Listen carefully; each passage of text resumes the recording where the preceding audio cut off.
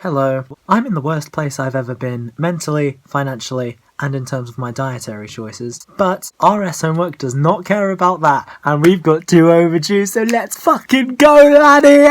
Took me 1 minute just to say that. Jesus Christ, we're off to a great start. It's already 9:45, and I just want to get on with this, but the thing is, I am very distracted. I've literally been at the end of my Watch Later playlist on YouTube for a couple days. And the Watch Later playlist was always my excuse. It's like, oh, I've still got 100 videos left. Once I finish that, I'll watch. But then I just add more videos because I know that I said that to myself. But if I never get to the end, well, then I never have to do my homework because I want to do more covers, but I suck at singing, and I suck at screaming, and I suck at rapping. Although I've been improving slowly. I mean, you can definitely see an improvement from the first video I uploaded to I think I'm on like the 4th or 5th now. Still bad, but improving. It's only been like a few months, and already I can't even look at what I produced 3 months ago. I'm taking that as a sign that I'm doing something right, which I need right now because I'm not doing anything right. Everything just feels like it's against me, no matter how hard I try. Keep that in mind. I designed this rhyme to explain in due time. All I know is obviously I've got a monster with me, but I don't know if I'll even open it, because my diet has been so bad recently, and combined with my mental health and my physical health and my sleep schedule and my social life and just everything together, I don't know if I will be able to do it. The homework, I mean. But yeah, I have like 3 RS essays to do, and one of them's like a super long one that we were supposed to do in the lesson. We've got a plan for it and everything, but I just don't have the energy. Obviously, that's not an excuse that teachers care about, because they're not you, you know? On the plus side, though, I've submitted the manuscript of my finished book to 2 literary agents. One of them's already turned it down, but honestly just didn't care. I mean, that's supposed to happen, isn't it? You always get turned down by loads of agents. So, like, even going into it, I was pretty certain I'd get turned down, and I'm not disappointed, because I know there's so many other agents out there, and eventually one of them has to. And I have plenty of time, so I'm not massively bothered. The only ones I am bothered by are the ones that want me to write cover letters, and I just can't be bothered. It's basically like a CV. I just, no, just read my fucking book, please. But yeah, also I'm writing the sequel to that book, and it's going really well, actually. I think I wrote 1 chapter in 10 days. Like, I wrote it and then I typed it up in 10 days while writing the chapter after it. So I think, personally, it's going really well. I'm getting through it quite quickly, but it's also some of the best work I've ever produced. Although this chapter I'm writing right now, chapter 6, I think it's definitely the worst writing I've done in a while. It's definitely the worst chapter of the book so far. But obviously, I have years to improve that, so I'm not worried. But yeah, I finished book 1 July 2019. Book 2 I started writing in September, I think. And 6 chapters in 4 months, I think is, yeah, it's the best I've ever done. Usually I'd do like a chapter a month. I think the longest I took was like 1 chapter over 3 or 4 months. I mean, just to think how much more I could have written if I didn't have writer's block and severe emotional anguish. But now I've actually learnt to make the writing a habit, and it's also really effective with the venting. I've been writing a lot more poems and everything. And then on top of that, I mean, I got a B in RS, so I know whatever work I produce, it won't be abysmal. Although I am a perfectionist at heart, and that does kind of trigger my kind of procrastination, because I know that if it's not perfect, then why should I bother? And I just get really anxious about people hating my work and then judging me for it, and that's why I never do anything. I think I've said that a million times before. I'm not going to make this the 10th episode of Homework Vlogs. This will be episode 9.5, because I want episode 10 to be an hour long, a Q&A, or a drinking game. And I want there to be 10 homeworks that I have to do. Maybe, for once, I can actually pull an all-nighter like I always say I'm going to in these videos. I'm not even going to bother trying to say it today, because I know not to trust myself. I can't wait to just grow old and write books and work some part-time job to sustain my small flat, be scared of spiders, have my first grey and then have an existential crisis, then start counting the days until I'm lying on a bed grey, and then I have to close my eyes for the last time, and I feel for the last time that crippling fear of crossing over to eternal unconsciousness, and I will no longer have to consider what that may be like to be asleep forever, because I will be asleep forever. I mean, I would like to not necessarily do that on my own. Thing is though, some of those people that you spend your time with want kids, and I really fucking don't. I'd just be the worst fucking dad ever.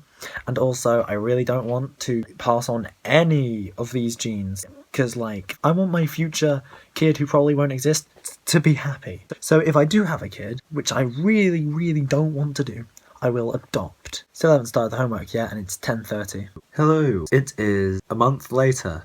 I wish I was joking. A lot has happened, and none of it includes me finishing homework. Although, I am kind of improving. I am doing a little bit more homework than I was, because I was at a point where I was just doing no homework, and now at least I'm doing a little bit. Still below the bare minimum, but I mean baby steps, which I said last year. I've still got like 4 essays that need doing, 2 portfolios that are overdue, and 1 piece of coursework that's over 2 months overdue now. I'm going to die very young. A lot has been happening. Today is the 17th of February. The reason I decided to film now is because we are moving house. And yeah, and all of my Transformers are no longer there.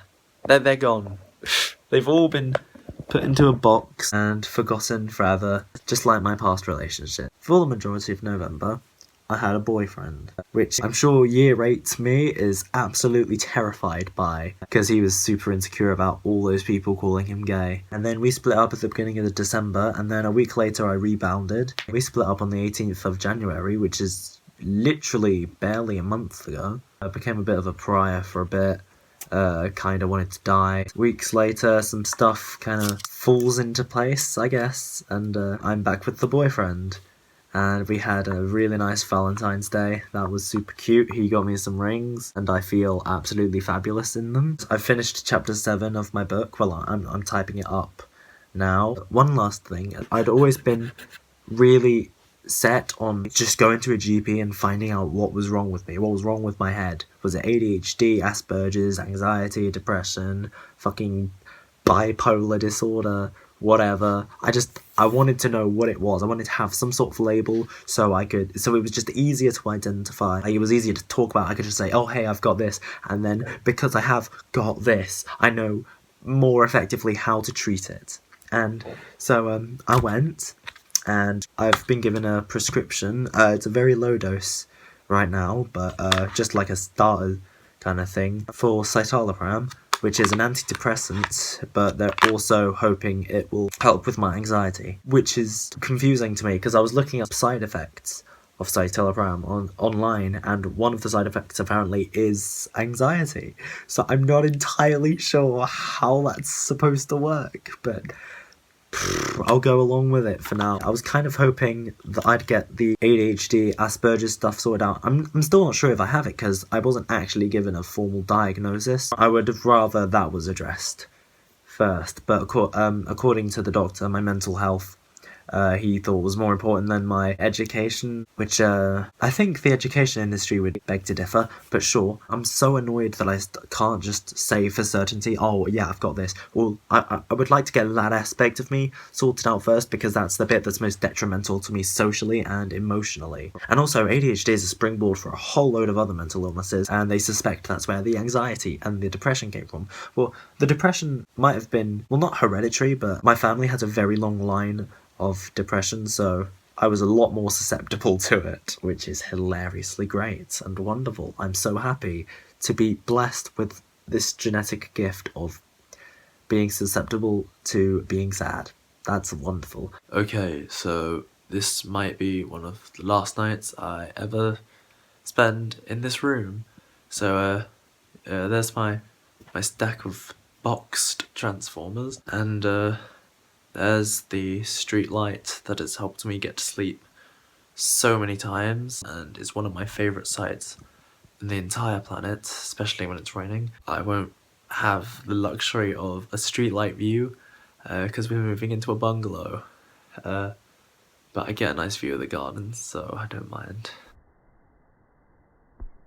It's so weird to think that in a couple days I might never set foot in this house ever again, and it's been like my haven for like the last 10 years of my life. I suppose there's an end to everything though, isn't there? No matter how good it is. I mean, this place had a lot of flaws, but I still loved it.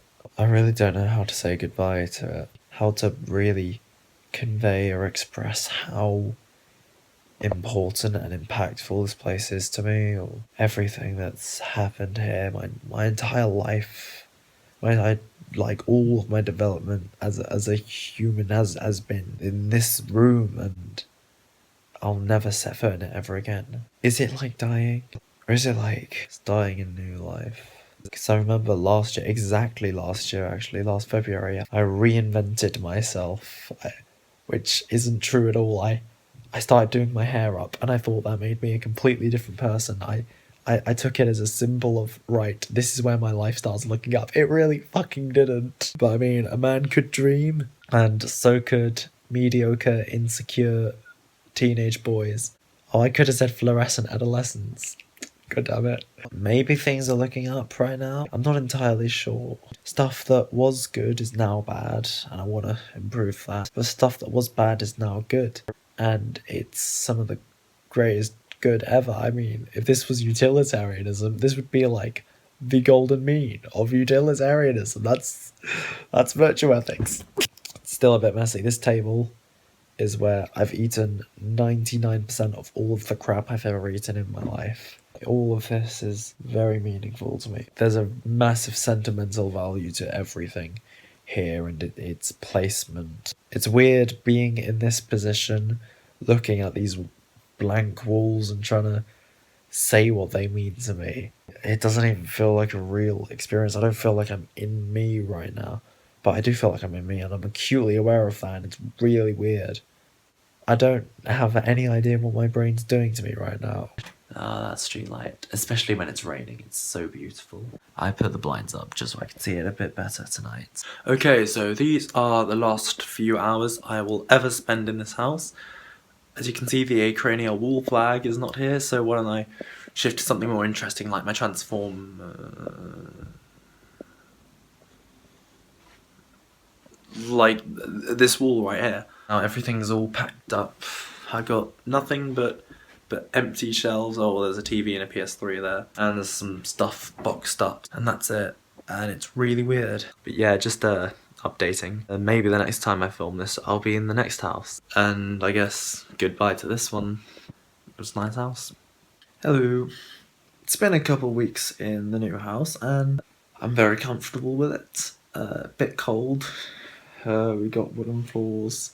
It's harder to practice because bungalow, everything's so close together that I could probably be heard from like the other side of the house, considering it's only like 10 meters long. I like my room. I don't like walking to school. That's gone a lot longer and a lot more strenuous on my feet. Right now I'm watching Noughts and Crosses. I could probably talk about an hour on what I think of that right now, but I think I'll just not. So far it's good with some pretty bad elements, or bad with some pretty good elements. I'm not sure yet. I'm liking it, but not as an adaptation.